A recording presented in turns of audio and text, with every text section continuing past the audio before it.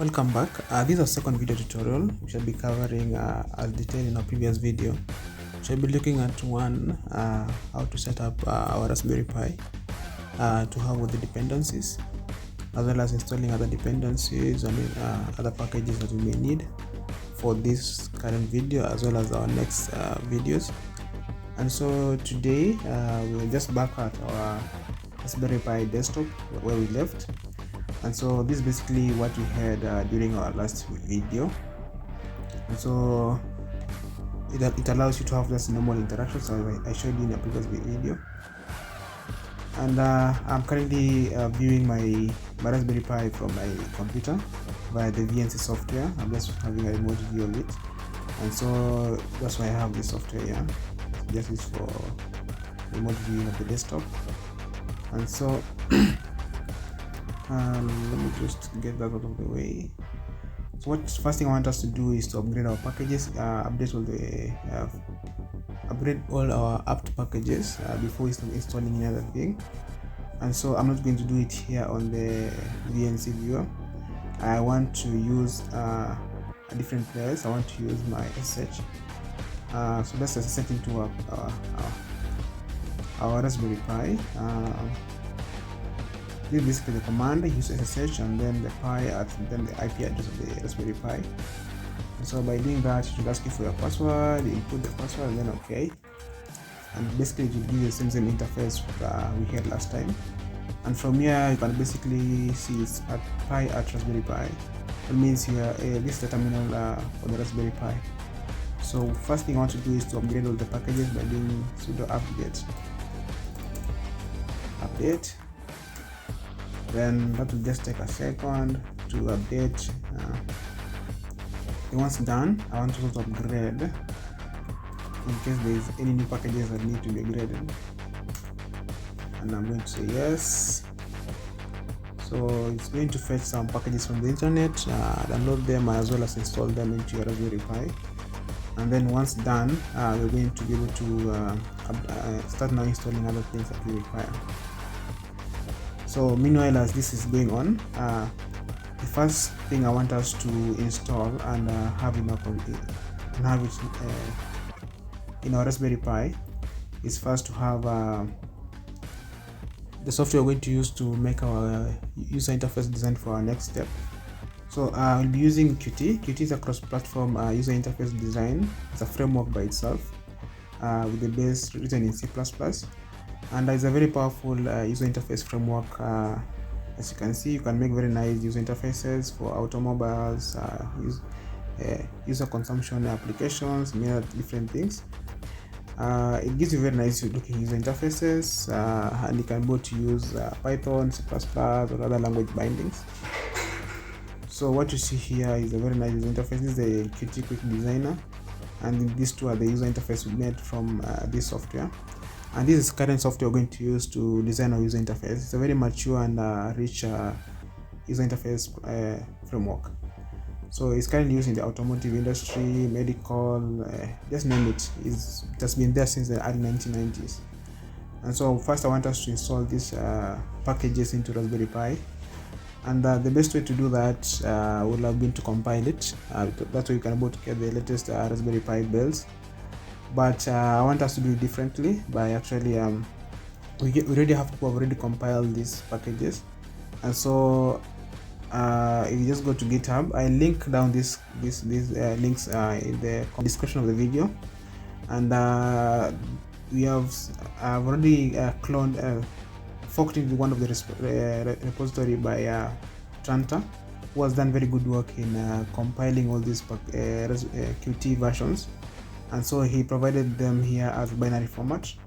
As I can see, you have Qt from Qt 5.9.7 all the way to Qt 6.1, as well as Qt creators. So for the Qt creator, I'm not going to install it. I'm going to use my own laptop to do the development. Then for deployment and running, I'll now use these binaries here. So today we're going to work with Qt 5.15.2 for Raspberry Pi. I've already downloaded this binary package, so I'm not going to re-download them. Although if you want now to download these packages just head here on your right to releases. Just go to releases. You'll find different releases version, and it will give you the current Qt being used for this current specific release. And my interest, you can choose any you want, although I went to the Qt 5.15.2, this one. So if you just click on this, and it will give you the different binary packages. You can just click on any of them and it will download the package. So I already have this downloaded, so let me show you where it is. If I go to my files, here it is downloaded already. This is the Qt 1.5.2 for the Raspberry Pi 4, and so it's a very huge file, almost 626 megabytes. And so I want to transfer this compressed file into my Raspberry Pi. So how I'm going to do that, I'm going to use my terminal to transfer this. So currently we're still doing the updates on our terminal. I'm going to use a different tab, and I'm going to use a command use SFTP, in fully secure file transfer protocol. This is basically used for transferring files between two different hosts. So let me just say yes, let me give it a password, and we are now good to go. So if you do an ls here, it will give you the files and directories in the Raspberry Pi, because ls means list directory files. So if you want to see the files in my local computer, I'll have to do lls, and then this is what I currently have in my home directory. So the file we downloaded from the Qt, from the GitHub repository, is located in our downloads under compressed. So I'll have to do lcd to the downloads, and then I'll have to do lcd into compressed. Then if I do an ls here, our file of interest actually is Qt, this one, Qt 5.15.2. And how to send this file over to the Raspberry Pi, just do your put, and by default it will go to the default home directory on the Raspberry Pi, and just do put, and then I do Qt5 that way, and I click enter. So this is a very huge file, and it's going to take quite some time, so I will leave it running. Then you can continue doing other installations for other packages. Then once it's done, we can just resume and come and check on it. Yeah. So going back to our terminal, let me just check if we are done with the updates. The updates are still ongoing, the upgrades, so it's almost getting done. So meanwhile, once it's done, we're going to install CircuitPython, which is a very good Python package for managing microcontrollers and doing all those kind of things. So that's what we shall be using to access the Raspberry Pi GPIO ports. And so once we have it installed, we can start now writing some scripts to read our sensor which we had yesterday. And then once that's done, we can go to see how we can go to deal with other different hardware scenarios. Yeah.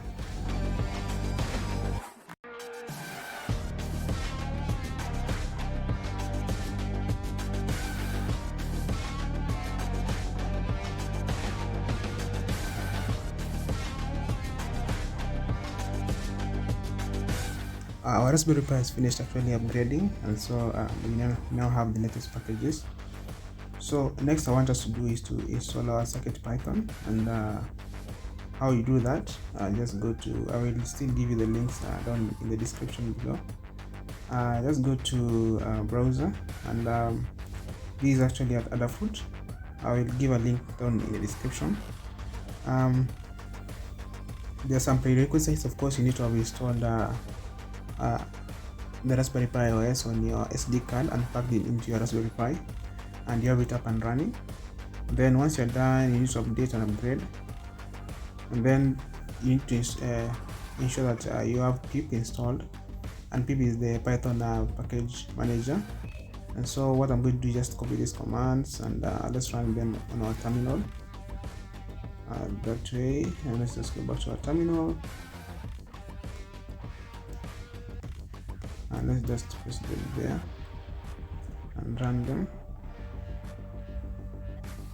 So as you can see, I already have pip installed, so all is well. So secondly, we need also to install to upgrade our setup tools for our Python. So let me just run that command. It's install setup tools. Let that run for a second.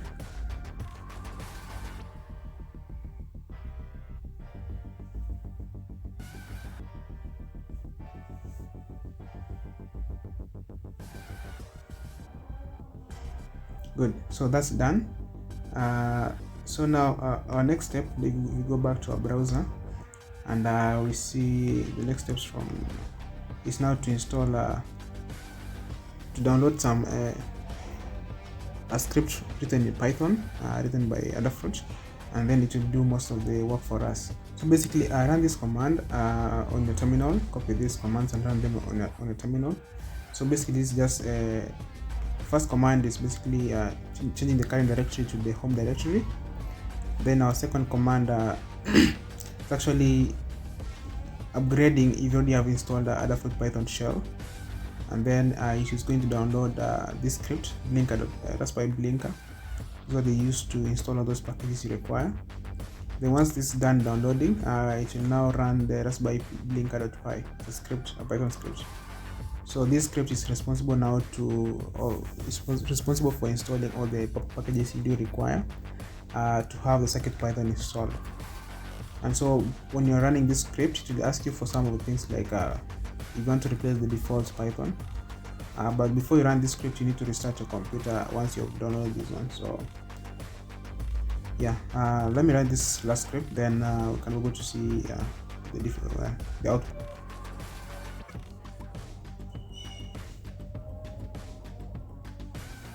So this requires you to have internet connection, and it's going to take quite some time, so I'll fast forward, then it should be good.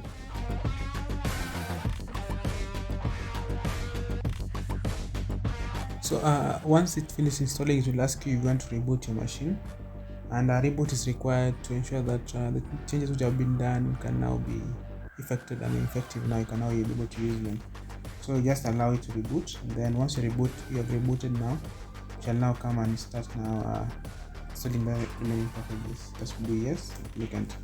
So our Raspberry Pi has finished rebooting. Let's just go back to our SSH command and provide the password. And now we are now back to our terminal. We just clear all this we have on the screen. So now we already have the circuit Python installed, and now I want us to install the Qt libraries as well as the PyQt libraries into our Python.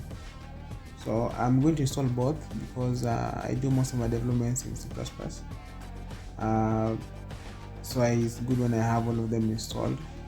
Also the Python side, I have to install it also because that's what we're using for our next tutorials. Yeah, let's first install our Python packages for PyQt. So just run this command, sudo apt-get install fny python-3 -pyqt5. So it's going to take some time. So similarly, some other packages you may require later. I just like install all of them at go. So the serial port interface, I'm just going to do that.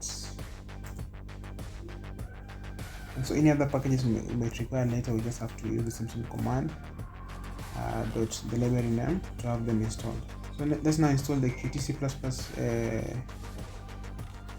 packages that we had downloaded before and transferred to our Raspberry Pi. So because it's a compressed file, so we're just going to extract into our root directory, and all the binaries will be actually extracted the right way.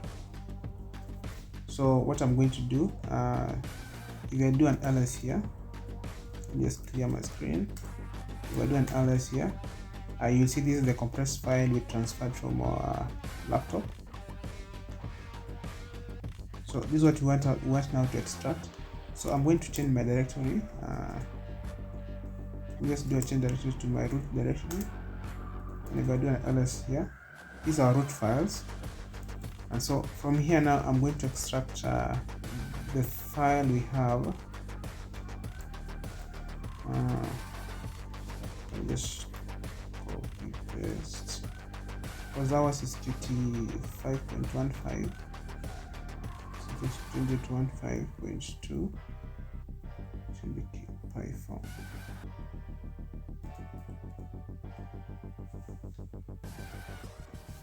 So it's going to extract and populate all the different directories with the data in the compressed file. And so this actually contains both the libraries as well as the binary files for the different tools in Qt, like the QMac. So once it's done installing, you can go to now use it maybe in a different projects later. I'm going to fast forward it, and then once we are done, I'm going to write scripts to enable us now start reading sensor data. So we have finished actually installing extracting our Qt library files, and so we can go to check on that by listing what is in user directory, and let's list what is in user local. And so here you already have the Qt 5.15.2. That means we already have all the files there installed. So if I navigate there and I list it, you have the binary images, you have the documents, examples, and other different files. So this is not our interest right now. So what I want us to do right away is write a script that will enable us now read the temperature and humidity values from our sensor. So I'm going to first in my local PC, I'm going to go to my files. Then in my files, I'm going to create a directory. Let me go to home. The folder, let's call it DHT. Then open it. Sorry. So inside here, I'm going to open this folder now in my VS Code, and then I'll start now writing the scripts from here. So let's switch over to VS Code. This is the file you set up for this project under a folder called DHT in our home directory. And so here we're going to write the script. Basically, what we need first is to import a library called time. Then also we shall import a library called board. Then also we shall import a library called Adafruit DHT. Then now from here we shall get a DHT object. DHT should be equal to Adafruit DHT dot DHT21, and then I shall give it requires one parameter, which is the pin number on the Raspberry Pi, and the board package allows us to choose between physical numbering as well as the predefined GPIO pin numberings. So from here now, let's do an infinite loop where we shall be checking for the values continuously. So just use the while true, and because sometimes this checking of these values throws an error, let's also catch any error, so at least our program does not crash unexpectedly. So let me just do pass, then I do exception E. I'll just do print A. So inside our try block, we're going to do let's get the temperature values and the humidity values by doing temperature. I'm going to do DHT.temperature. Similarly for humidity, I'm just going to do DHT.humidity. Then now once I have these two values, as I said initially, they can return as null or give an error. So I want to check if any of the two values is actually null, then I just skip it. If not null, then I display the values. So I'll just do if temp is not none or humidity is not none. Then if it's not none, then I will do a print, and I want to do the F print here, and I want to do temperature. So inside here I'll just use the curly braces, and then I'll do temp that way, and then do comma, and I do humidity. I do a full colon, curly braces, I just do humidity. Then this is in percentage form, so this is in degrees Celsius. So basically that's how simple it is.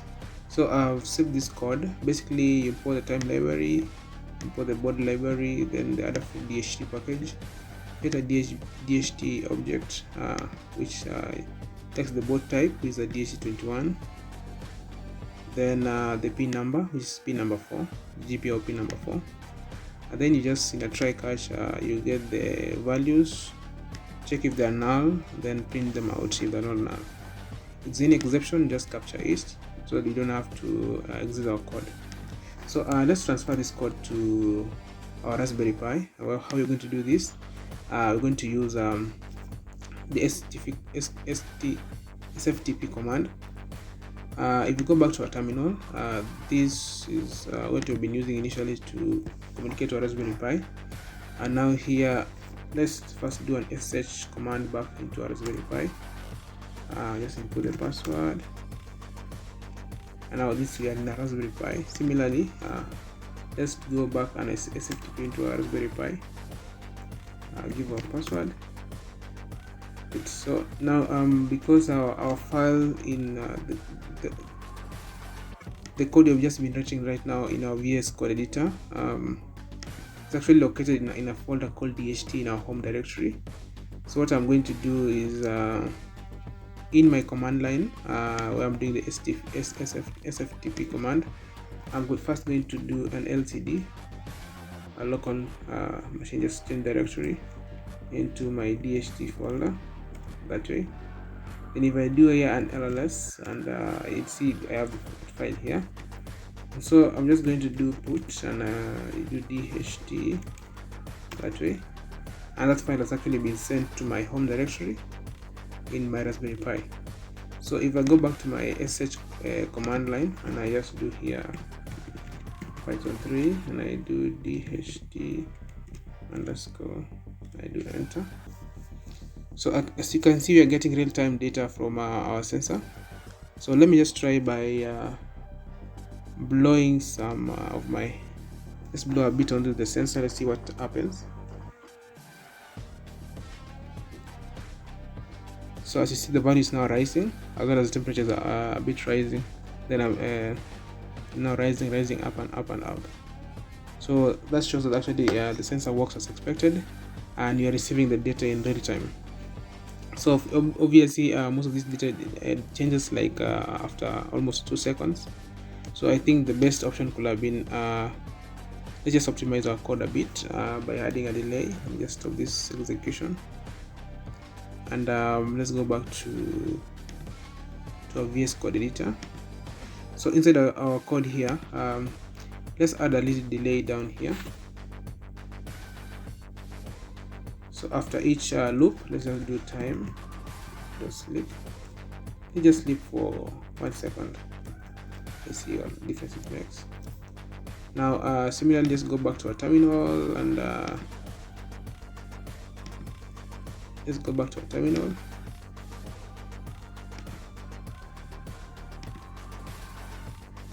And let's push the changes you have done. Just repeat the same command and you have the changes uploaded, and then let's just run the code again. Now you'll see code is now updating after every 1 second because you have a 1 second delay in our code. And now this data is just similar to what we had initially, but at least not very frequent. Now this basically shows you that you can be able to interface DHT sensor to a Raspberry Pi, and we can be able to add even many different sensors to capture the real world variables and phenomena, and then be able to pick up on them, process them, and maybe do different actions depending on them. And so initially I'd say that we're going to do a UI interface just to display this kind of data. And so In our next video, just going to make a very simple user interface in Qt. Then you're going to have the same user interface running in a Raspberry Pi to display this kind of data. So I'm going to link below all the links which I said I used today for my setting up of my Raspberry Pi, and maybe any other link I find which is going to be beneficial for your help as you try setting up this kind of development environment. And until then,